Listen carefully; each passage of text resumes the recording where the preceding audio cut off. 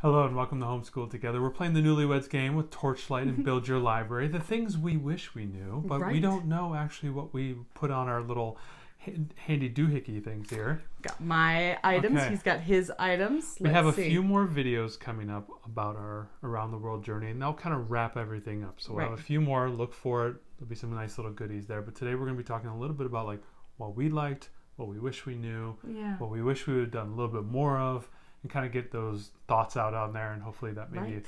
is you're entertaining going around the world as well, or maybe if you're just starting, or maybe a few countries in, maybe you can keep these ideas in mind as you're going around the world as well. So Ariel, ladies first. Okay, number one on my list of what I wish I knew. I wish I knew that we don't really. Is this your number one? Well, I don't know. I don't have them. These are not in order. I got mine in order. Well, well, gosh, you have a lot of notes. Okay, look, I wish that I knew that we didn't have to do every week, like every country or every region. It was really okay if we just didn't cover absolutely everything because the point was general exposure. You don't have to do everywhere or all countries. Ding, ding, ding. That's why we're a husband and wife. That's We've been right. together as long as we have. Right. So this one is all about, I just really thought when we started, like, I got to hit every country. I have to hit every region. No, you don't. I can't skip anything because I want my child to have this comprehensive view. What if I left out a couple of countries? I felt really stressed about making sure that I did everything. And I really wish that we had known that we could just say, yeah, it's okay. If we don't get to it all, it's all right. Well, the whole idea is to expose them to other cultures and give them more of a perspective that, they're not, it's not just us in our own little world, in our own little town, in our state, that, there's a whole big wide world out there. It is just kindergarten. So I wish we'd known that. Well, and kind of piggybacking on that, I had this in my notes. It's okay to bail. So if you don't get to everything, I got that one too, and I actually used the word bail. You can bail if your kid isn't into something. Exactly. Ding, ding, ding. I know. So like, it's okay to bail. Like if you're getting through something and it's kind of dragging, or maybe you're not as interested into Or your it. kid is or just your kid done. If they're done, it's okay to bail. Just bail. You're not as I said right here. You're not a bad person. That's right. If you I decide really to bail. wish we'd known this because there were times when we were like, no, we have to finish this country because I don't know who we thought was going to judge us if we just decided that,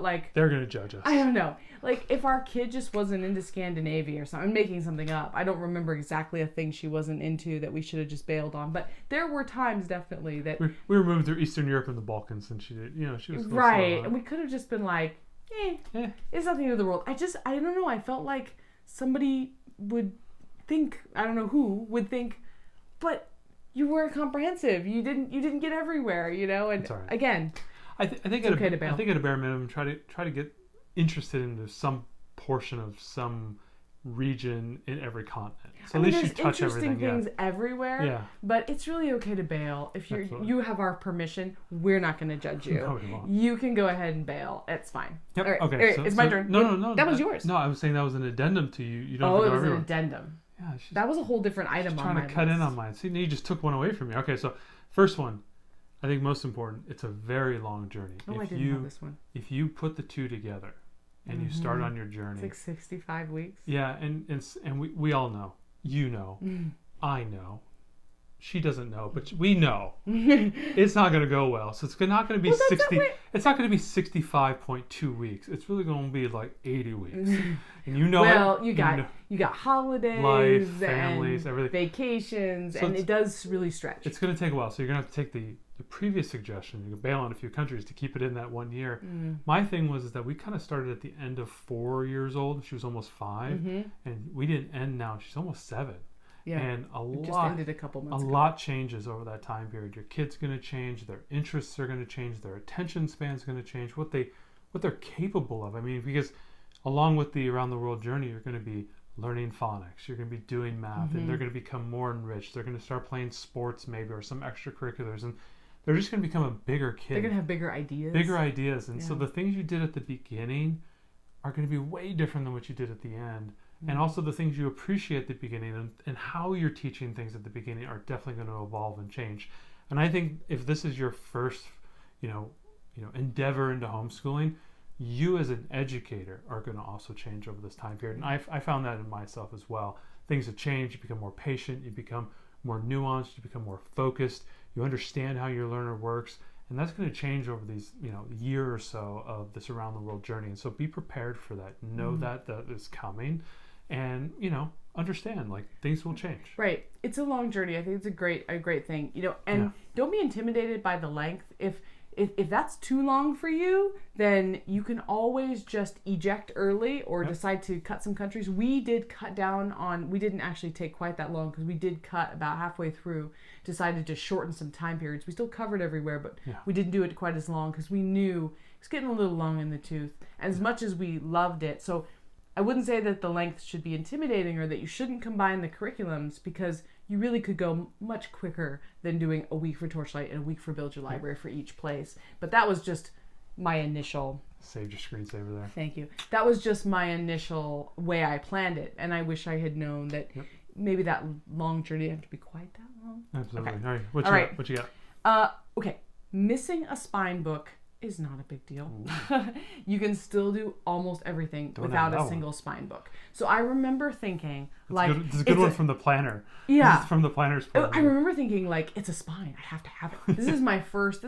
We had done some preschool curriculum, but this is kindergarten. Now it's for points. Exactly. It's for credit now, right? I felt like it mattered so much more than preschool. I don't know why, but I felt like it did. And I felt like if it was a spine, I darn well better be getting that spine. I cannot skip it.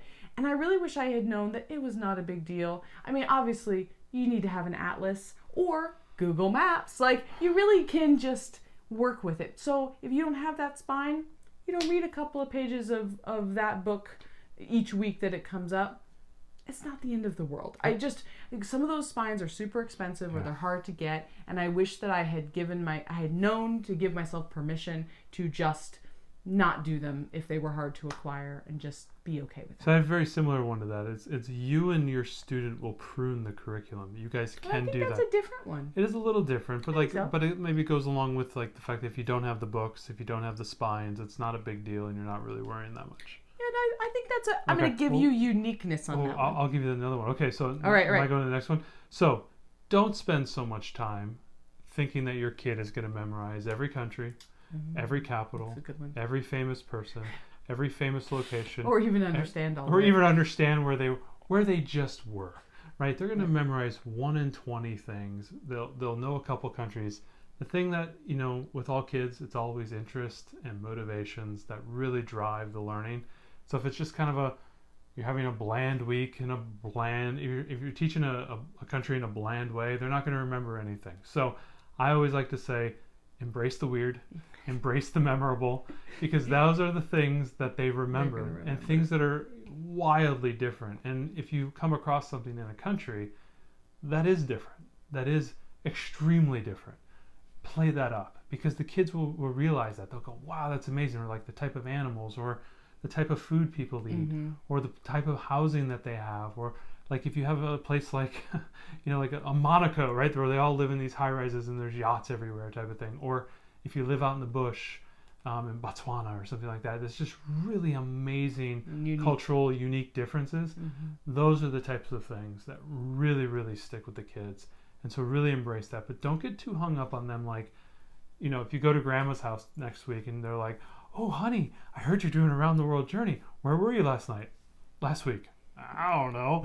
We got that a lot, where our kid was like, I don't know. But then we go, oh, but remember about this thing, and then they'll launch into this huge story about gondolas. It's okay, clearly they remember that we were in Italy. Exactly. And I think it's not as much about the countries. We're all because we're adults, we're following this country by country the way we're planning this. But in reality, the kids are really sticking on not necessarily the country, but those memorable things that are within the country. The gondolas would be great examples. If you're going to Italy and you're going to teach about Venice, going on those gondola rides on YouTube, or pretending to be a gondola rider and singing songs on your Our girls did pretend to be gondoliers. So, those are the types of things that they remember. Those are the types of experiences that you should be highlighting.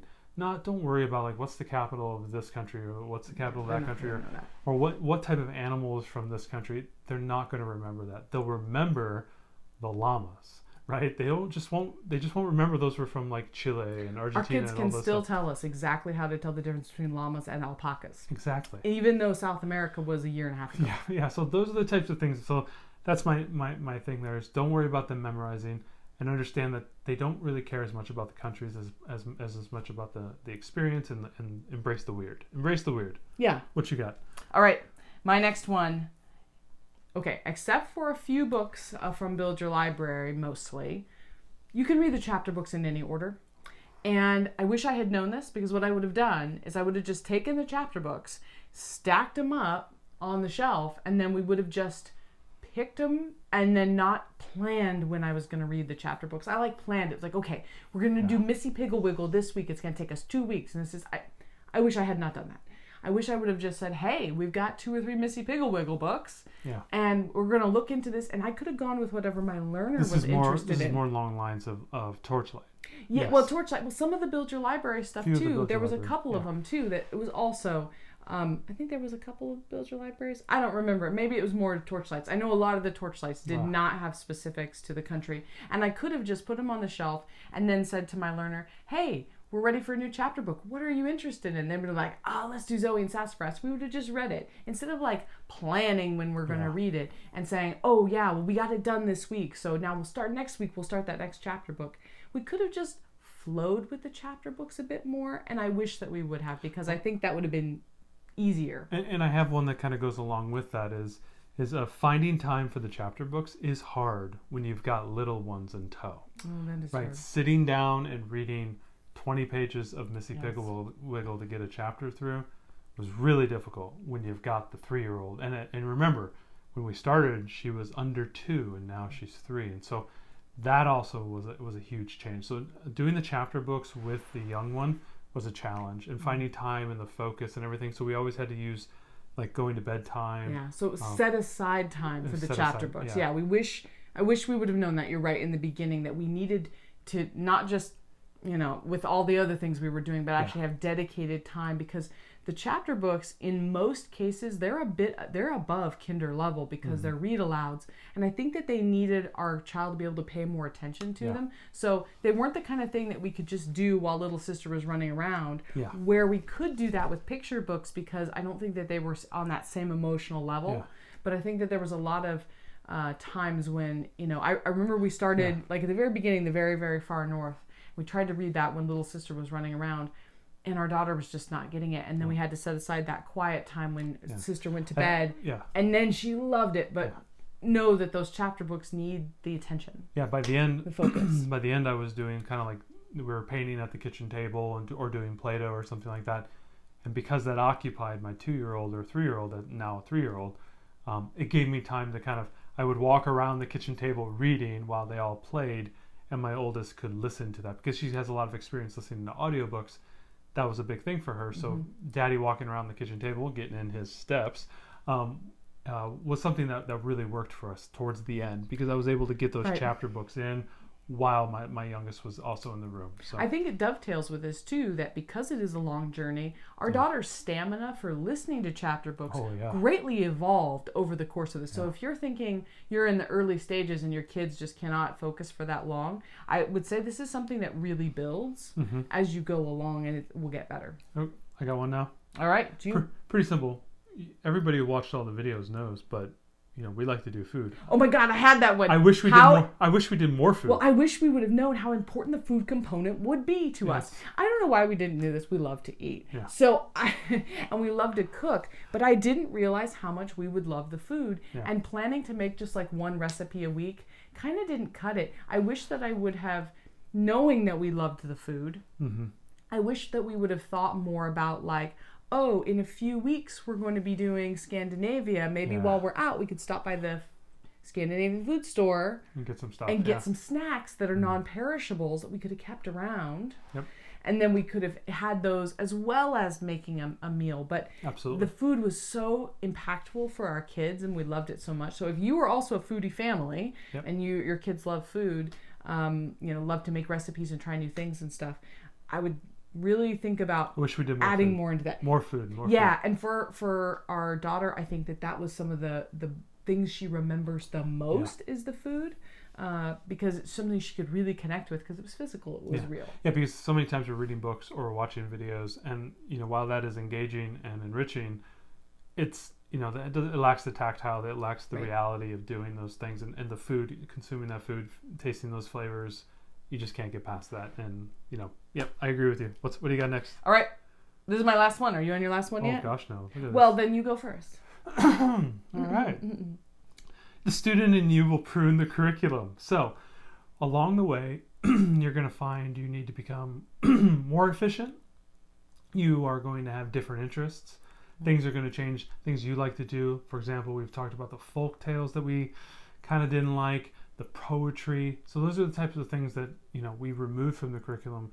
Don't be afraid to add things to the curriculum if your learner likes something else. Like, for example, if you're going around the world and your learner is big on like big machines and like construction projects and stuff, there's a great YouTube channel, B1M, that has these wonderful videos about these huge industrial projects that are being done in all these various countries. So that might be something you add into it to watch those videos, and maybe do like Lego construction around it, and then maybe prune something else. So along the way, we became more efficient because there were things we didn't like.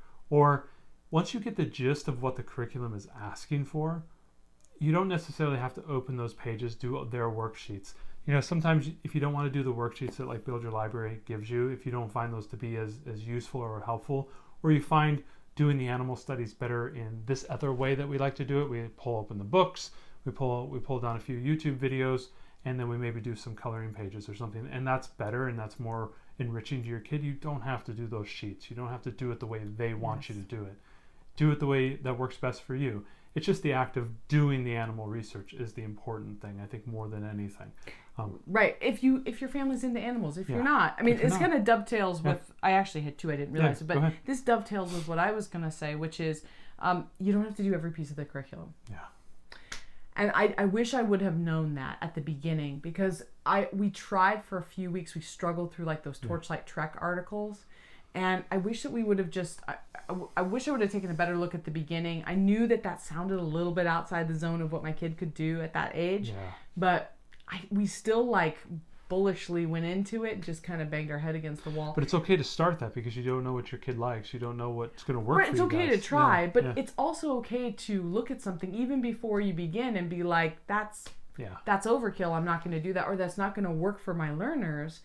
It's all right. Like, I feel like sometimes because we bought the curriculum, we need to like justify the purchase price by doing every single piece, by taking all of it. And I wish that I would have known earlier that it's really okay to take what you want and leave what you want. And still you're going to get a lot out of it. These are digital curriculums. They're only $30, $40, $50. I mean, you don't have to do everything. So it's and you don't. It's not like if you bought like a $1,000 box curriculum that you feel like you got to do everything, right? These are really good kind of guidelines on what you can do and what they're giving you suggestions, and they're wonderful suggestions that you should do most of them. Right. But you're going to find things that just don't work for you guys, and that's okay. Yeah, absolutely. It's really okay. All right, next one. What do I got here? All right, what do you got? More day in the life videos. There's a lot of wonderful videos out there that are 15, 20 minutes long for a lot of different countries. You'll find them in our resource guides. Yeah, I'm trying to put a lot of them in there. And it just takes you through the life of the people in that day. I always like hearing videos of people who live there talking about where they live. There's a lot of great travel videos where it's always a local. Rick Steves does a lot of this in Europe, where he goes and does his tours, and he brings in a local to kind of do the tour, and you can hear the excitement and the vibrance. There's also a lot of videos around kids and traveling through these areas, and having your young ones see themselves in these kids, see the kids who live in that area. I think is way more enriching and way more connecting. And I wish I did more of those. I started to do a lot of those like when we got to Asia and Africa, but I wish I had done a little bit more of it earlier on. And I thought that I should have known better, because we have the Children Like Me, the School Like Mine books that we talked about in our spine video. Those are really, really great books to help really bring her into that. And she really enjoyed those. And I should have known better that I just didn't have enough time to look around, and I did. Now that I have spent a lot of time looking on the YouTube videos, there's so many great videos out there that really will take you through the day of the life. I find a lot of them, there's a lot of great rural day in the life videos, and for most of us, we kind of have the suburban, urban, kind of quasi-urban lifestyle. Seeing people working hard on their farms, in Iran, I was just watching some today in Iran or in Africa or something like that, I think can really be humbling, but also wild and fun and interesting and different. So I wish I did more day in the life videos. That was really my big thing. Yeah. On the video note, because also there's a lot to take home for myself. Like, don't forget, while you're doing this journey, you're going to learn a ton as well, and that's really the fun thing. And I wish I done more day in the life videos, just personally myself as well. Right. And I think that one of the things, we watched some day in the life videos where they did cooking, and I think that because of our love of food, and we didn't watch enough of those. I remember watching. There's some really good ones. There's some really neat ones where Nepal and Mongolia. There's like a lot of nomadic tribesmen in those regions, and they take you into the yurts, and it's like 30 minutes, and they're making a meal, and it's so interesting. Right. Like I wish I would have watched more videos of how they prepared food there too, because that's another thing that our kids can really like. A lot of those. Yeah, they can be like, wow, that's so different, because in many countries they cook in completely different ways on different equipment that our kids are like, what is that? You know, it's like, yeah. So I think that adding that in the day of the life would be good. What else you got? All right. My last one is, it goes a little bit with what you'd said too about pruning things, which is, don't plan so far ahead. Oh, yeah. I wish that I would have known this at first. I planned like... You're talking about like all the details in Trello and all that stuff. Yeah. When you plan the details of like what we're going to do and all the extra things I was going to add in, because of course we added in movies and we added in more videos and all the things. And I added in more books. I planned like 3 months in advance at first, and I kept ahead like 3 months. And then towards the end, I was only planning about 3 to 4 weeks in advance.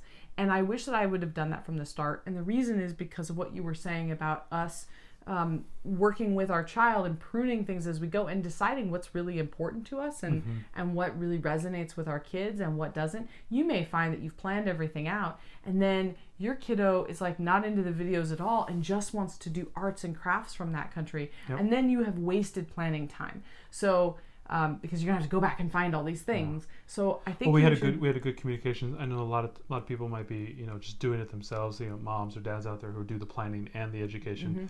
I was blessed to have Ariel doing a lot of the planning for me. It takes a lot of that off my shoulders. But we had a good kind of communication going on where we were talking about what we needed, what works, what doesn't work, what books she tends to like. And even some, because we were getting a lot of additional books because we wanted to review more books for the show here. So we were reading a lot more books than even the curriculums we're talking about or recommending. And I could just go through and look at the huge list of books and say, she's just not going to dig this. She's not going to dig this. She's not going to dig this. And I can just chuck them out. Or these books are too simple or too easy. Sometimes we would just get all the books that have anything to do with like Poland, right? Yeah. And then maybe not every one of those books is like kind of to her level, so you can just kind of prune things out and whatnot. But right. I think that if you plan more in the near term, have the overall plan of what you're going to do, like the major movements of countries, and we're going to do a video about how we planned it, so you can stay tuned for that. But do your major movements, know kind of where you're going, or don't. Maybe leave it up to your kids about where they want to go next. That could be fun.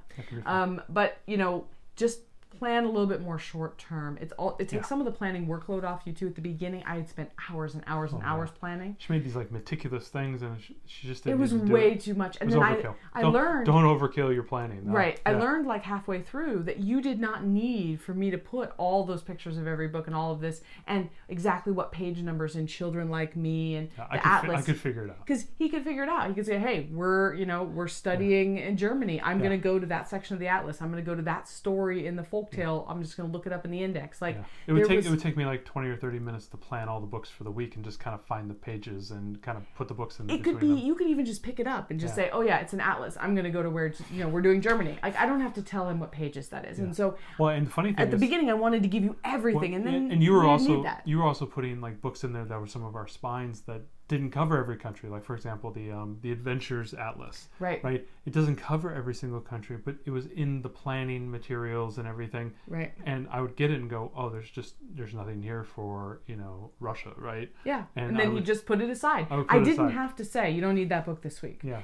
There was, it was okay. It was okay to do some of it on the fly. So I wish that I would not have planned so far in advance, because I think I had a lot of wasted hours, and it was hard. It was hard for me to mentally pivot because I put in that work already. Yeah. When you already put in the planning work, you don't want to change. You're very resistant to change. So don't plan too far ahead. Absolutely. My last point was when you go into this thing, because you're combining the two curriculums, you feel there's this urgency that you're going to be doing this every single day and everything. It's not. It's not a 5-day-a-week curriculum. I think we got away, even with all of our additional materials, most weeks, 2 to 3 days we spent on this curriculum. Reading we batch read books, on like a Tuesday or a Thursday, and we read a bunch of books. We did our chapter books that kind of like bled through the whole week, but most of the work that we were doing is on 1, 2, or 3 days, and it was not like 3 or 4 hours worth of time. Oh no. You can definitely sit down with your spines, all your stack of reader children's books, however many you want to get. Yeah, however many you want to get, and then you could just crush them in an hour. Like you could just get through everything. Then you flip on YouTube, watch 3 or 4 videos, half hour. You've done 90 minutes.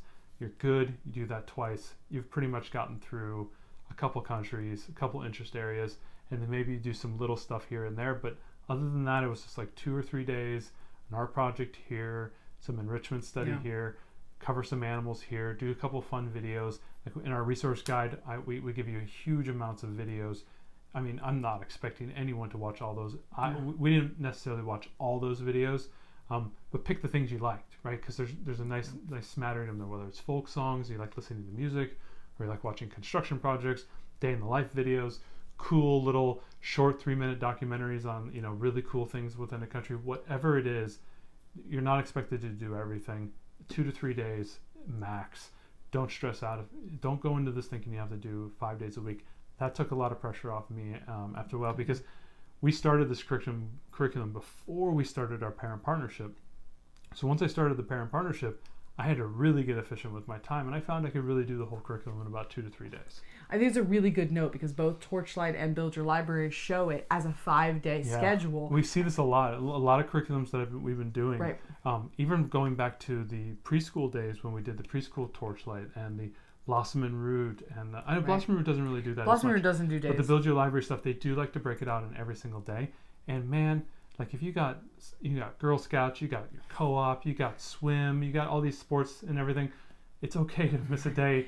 I liked to stack it in a couple days. I appreciate that they gave you a day by day. I appreciate that Build Your Library does that and Torchlight does that. Right. But you definitely can feel free to group things together. Do it all on one day if you want. If it's like, hey, Monday is Around the World Day, and then that night we watch a movie and eat the meal. It could just be a one-day thing for you if that's what you want it to be. But I think that's a really good note, because a lot of people go into this thinking, oh man, this is going to dominate my everyday. I think one other thing. I thought of one other thing that since we're talking about this. You're a brilliant woman. You got lots of ideas. I think of all kinds of things. So the one other thing I thought about is it's only as much work as you want it to be.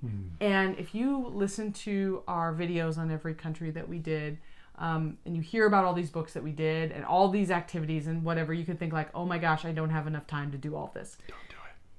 Well, don't do it all. Do the curriculum. Do the Around the World journey. I mean, first of all, the curriculum has a lot less in it than what we did, right? When you look at even Build Your Library, there's not video recommendations in there. There's 1 book a week, and Torchlight has 1 book a week, right? You don't have to do all of this extra stuff. We did, and I'm happy that we did, but don't be intimidated by the amount of work if you think that's like way too much, because if you do the curriculum just as written, I think it's a pretty easy amount of work that you should be able to fit in somewhere within your week to do. Absolutely. And if you want to add in extras, go for it. But that's up to you to dial in to the level that your family can take and wants to take. Well, and don't be intimidated. Yeah, they tend to read the same book over and over again, and I understand why they do that. But my learner does not like to reread books that she doesn't like. And so we'll reread books that she really digs, and that happened all the time. Right. And a lot of times those were the books that were recommended by the curriculum. But we like to read a lot and a lot of different variety, and so she's like that's kind of how I am. I like to consume a lot, podcasts or videos and whatnot, but reading a lot of books is something that she likes, and so that fed into what her interests are. But if you have a learner that loves to reread the same book over and over again, understand that that's okay. But that was a tweak and a change that we made based on what our interests were. Yeah, I wish we would have known that we could have really made it our own from the beginning. Absolutely. Well, so this is it. I think we got it all. Yeah, the Newlywed Game. That was great. We had a lot of overlap, I think. It's great minds think alike. We lived together for 2.5 years in the pandemic. It was long. We got to... Wasn't that I mean, It's pretty long. 700 days. Guys. was it 2.5 years? It's Felt only like- 2020. Did I say 2.5? It said 21 years. So long. Well, we hope this is helpful to you. These are the things that we wish we would have Yep. known. If you've already done this combo or you're part way in and you're watching this video, leave us a comment about what you wish you would have known when you started, because I think it's really great to get other people's perspectives. And this is just our perspective, Yep. but we hope that it helped you all. So stay Hit- tuned. We got more videos. Hit subscribe. Yes, Go follow please subscribe. Go follow our podcast. Follow Instagram. Get on our Facebook group. Do all the fun things. Yep. Check it out in the show notes. Thanks so much.